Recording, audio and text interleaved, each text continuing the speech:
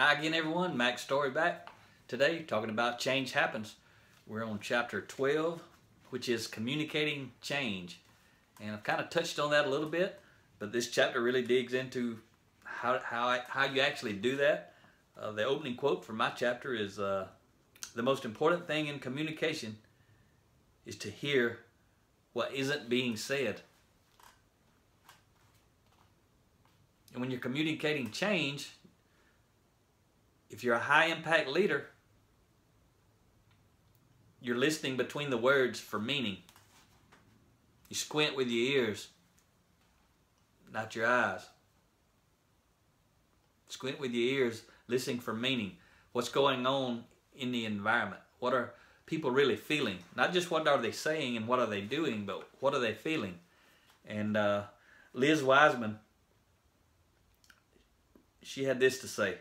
She says, the critical skill of this century is not what you hold in your head, but your ability to tap into and access what other people know. The best leaders and the fastest learners know how to harness collective intelligence. And that's why high impact leaders communicate change. They don't just tell people to change. They bring them together and communicate why we're doing what we're doing.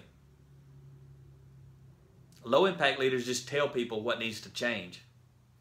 High impact leaders first help everybody understand why we need to change. Because see, people buy into the leader before they buy into the leader's vision. You already know that. Regardless of your title or your position, you've reported to someone sometime.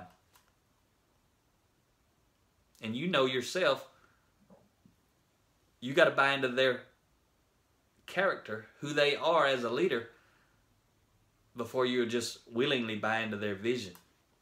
You may resistantly buy into their vision, but that's not high impact leadership. And if you're leading other people, you don't want them to be resistant. You want them to embrace and support and leverage and lead and all those things we've been talking about. And that begins with communicating change, involving the people. Low impact leaders can't involve the people because the people have opinions. The people have thoughts and recommendations that the leader may not have thought about. And high impact leaders embrace all of that feedback.